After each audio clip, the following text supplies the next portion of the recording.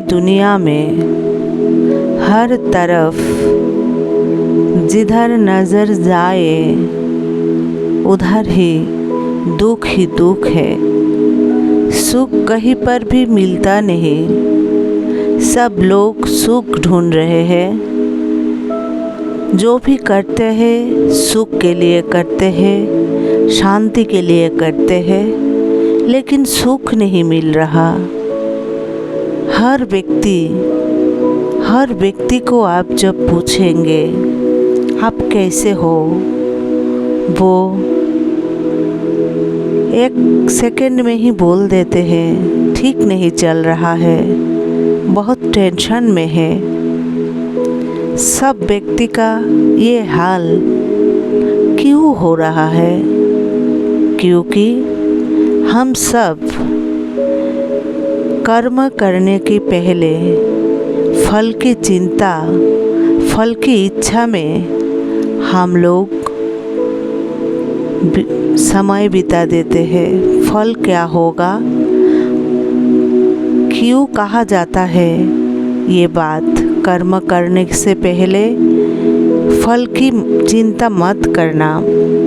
श्रीमद् भगवत गीता में श्री कृष्ण जी ने यही बात बोला था, कर्म करिए, फल की इच्छा मत कीजिएगा।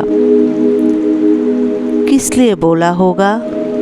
कि सब मेरे भक्त बन जाए, सब उनका भक्त बन जाए, इसलिए नहीं ना। श्री कृष्ण जी इसलिए कह रहे हैं कि उनके कहने के पीछे मनोवैज्ञानिक कारण है। जैसे आप सब लोग सब बातों में लॉजिक ढूंढते हैं ना। क्यों कह रहे हैं श्री कृष्ण जी कर्म फल की इच्छा नहीं करना? कर्म फल की इच्छा हमेशा आपको काल पर ही ले जाता है। मानते हैं ये बात? कर्म फल आपको काल पर ही ले जाता है। आने वाला काल किसने देखा? आने वाला काल पर एक व्यक्ति अपना पूरा जीवन खत्म कर देता है कि काल ऐसा होगा, वैसा होगा, खुश हो जाऊंगा, सुखी हो जाऊंगा, प्रसन्नचित हो जाऊंगा, ये काम बन जाए, ये काम का फल आ जाए तो सुख ही सुख मिल जाएगा। नहीं ना। आज सुखी नहीं हो पा रहे हैं, काल पर सब कुछ डालते जा रहे हैं। केवल भविष्य की कल्पना में एक व्यक्ति अपना पूरा जीवन निछावर कर देते हैं। क्या आपने कभी सोचा हम क्या कर रहे हैं? क्या आपने कभी दुख पाने के लिए कोई प्रयास किया था? नहीं ना। कोई एफर्ट किया था आपको दुख मिल जाए? नहीं ना।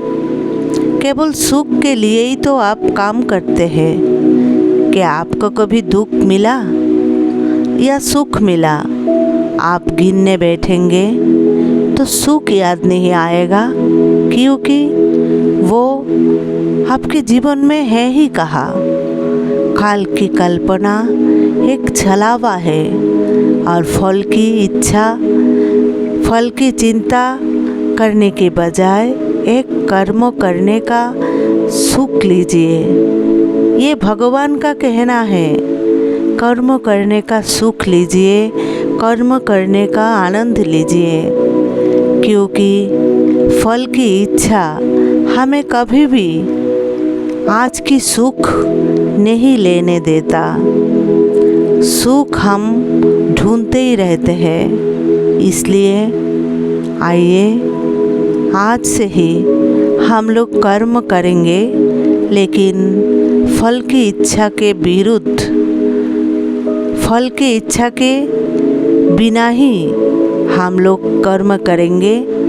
क्योंकि आज में हम लोग जीना चाहते हैं वर्तमान में जीना चाहते हैं, आज के लिए ही मेरा जीवन सार्थक हो जाए।